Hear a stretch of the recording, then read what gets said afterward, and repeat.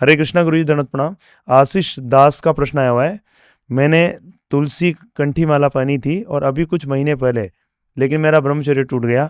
इस अपराध का प्रायश्चित कैसे करूं? और मेरी कंठी अपवित्र हो गई है।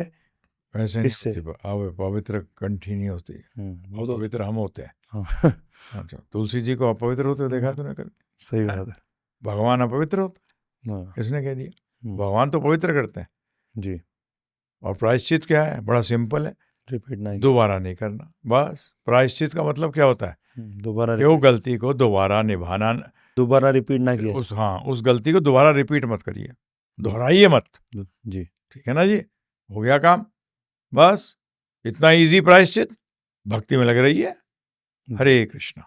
गुड़िया रानी माता जी का प्रश्न आया हुआ है। गुरु जी, हरे कृष्णा प्रभु जी, दंडवत प्रणाम। श्रील प्रभुपाद की विजय हो। गुरु जी, जैसा कि गीता में बताया गया है और आपके लेक्चर में भी सुनी हूँ कि काम से क्रोध उत्पन्न होता है, लेकिन ये मुझे समझ में नहीं आया, ये काम में किसी से अपेक्षाएं करना, ग्रीड, ये सब भी आता है क्या? प्लीज समझाएं। यही तो आता है।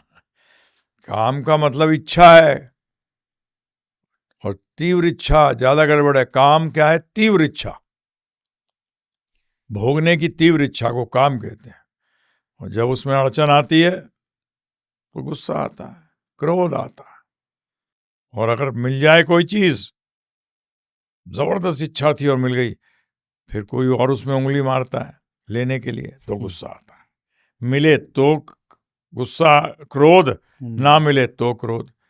हाँ जी, तो इच्छा, ग्रीड क्या है? इच्छा का ही तो स्वरूप है जी। गहरा स्वरूप। नीला रंग, गहरा नीला रंग, क्या इसी तरीके से। तो इच्छा बीज है किसका? काम का, लोभ का, जिसको हम काम भी कहते हैं। भोगने की, इंद्र तृप्ति करने की तीव्र इच्छा। इच्छा ही काम में परिवर्तित हो जाती है फिर। इच्छा ही लोभ में, और लोभ को काम कहते हैं जी। परंतु इंद्र तृप्ति का लोभ, जी, इसको काम कहते हैं, काम वासना। हरे कृष्णा। धन्यवाद थैंक यू प्रश्न गुरु जी। करने के लिए। हरे कृष्णा गुरु जी, मनोज यादव जी का प्रश्न आया हुआ है। हरे कृष्णा गुरु जी, दंडवत प्रणाम। मेरा प्रश्न ये है कि काम, क्रोध, लोभ, मोह, ये सभी विकार मन और बुद्धि से संबंधित हैं, और तो हम हृदय को शुद्ध करने की बात क्यों कहते हैं? हरे कृष्णा गुरु जी, दंडवत प्रणाम। यदि प्रश्न पूछने में कोई गलती हो तो क्षमा करें। हरे कृष्णा। ठीक है, यूज करते हैं, मन की है ये विकार। काम, क्रोध, लोभ, मोह, मद मत्सर, मन के विकार हैं ये। तो लोग कई बार हृदय बोल देते हैं, तो हृदय तो एक यंत्र है। शरीर यंत्र के अंदर, जैसे गाड़ी यंत्र है, उसके अंदर ब्रेक, गाड़ी के अंदर एक यंत्र है, क्या है? इसी तरह से हृदय एक यंत्र है, परंतु लोग इन भावनाओं को हृदय से जोड़ देते हैं। ठीक है, अच्छा, मन है, परंतु क्या है?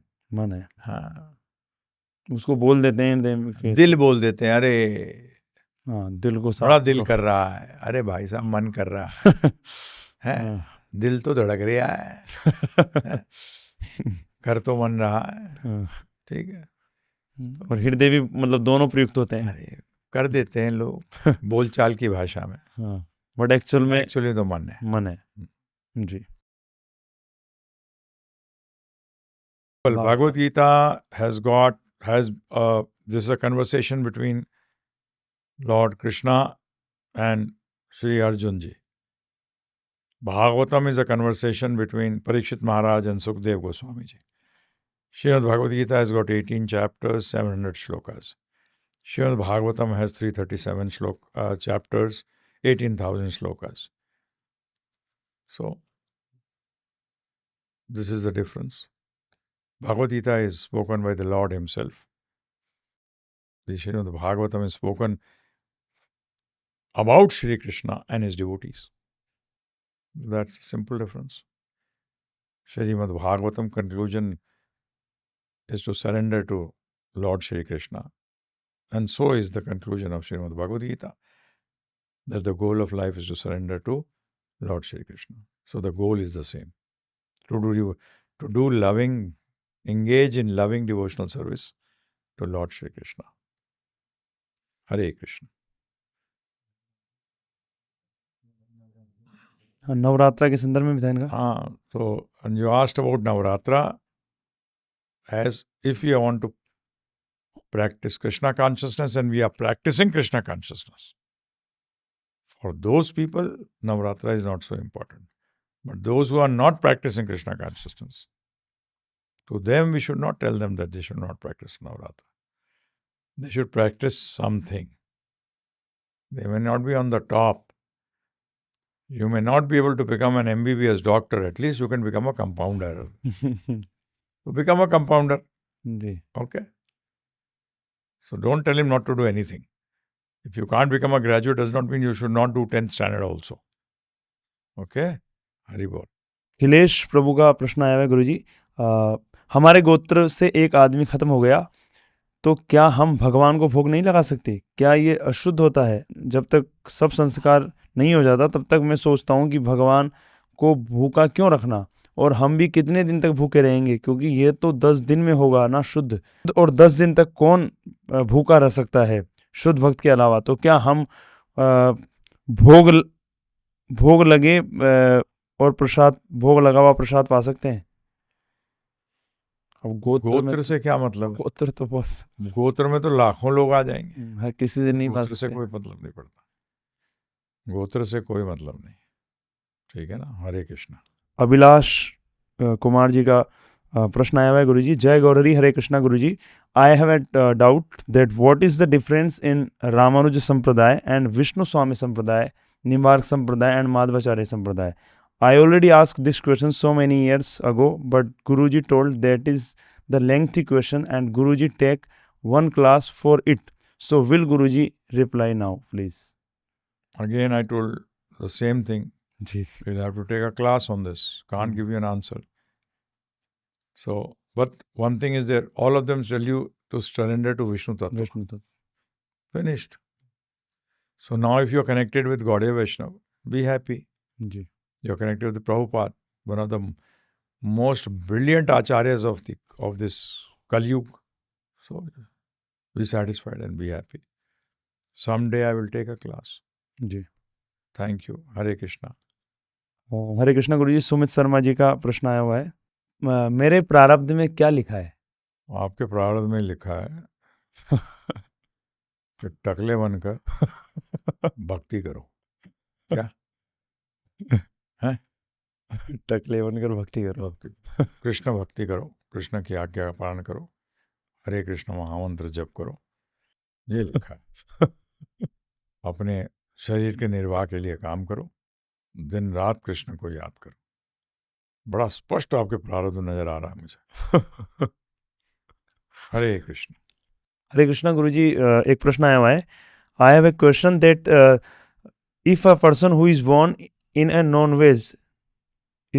in a non-veg and non-bhakt family, if he realizes Krishna as the supreme, Krishna as the ultimate goal, starts practicing bhakti as much possible and avoiding non-veg by giving various medical sickness issues, but unfortunately due to family pressure is unable to avoid non-veg in the future, but practices bhakti to some level by doing as much नाम जप possible, but not to that extent due to family pressure. So when they die without being fully veg, so what will happen to them? Bad will happen. You can't expect good to happen. Why? I was also born in a family which used to eat non-veg. They never believed in that the Supreme Personality of Godhead is Krishna. So, but I gave it up. So I gave up anyone and everyone who was not supporting me in my loving devotional service to Krishna and to Srila Prabhupada. So the call is your. What is bad? Try to understand. When I said, no, bad will happen. You'll have to come again. Be born again. Go through the pain of being in the womb of the mother. And again go through the pain of leaving the body. Again and again and again and again and again and again. So, is it bad or good? It is bad. Bad. At least you have to follow the 4 regulative principles. Chant 16 rounds. Take Diksha from a bona fide spiritual master like Srila Prabhupada. You can't avoid it. Sorry. It's something like you're asking that if I do not do my graduation, I want to become IAS. Will you become IAS? What will happen to me? You will not get a clerk's job also. But clerks are also more educated today. How can I tell you that everything will be good? Sorry, that is your weakness. That is, try to understand that this is my mistake. I was born in these circumstances because of my mistakes, my karma, which I had performed in my previous lives. But now I have been given a chance by my good fortune, which I created, that I came in contact with Srila Prabhupada, came in contact with this knowledge. So follow it. Don't blame others. Don't blame the circumstances. Blame yourself and you can clear this.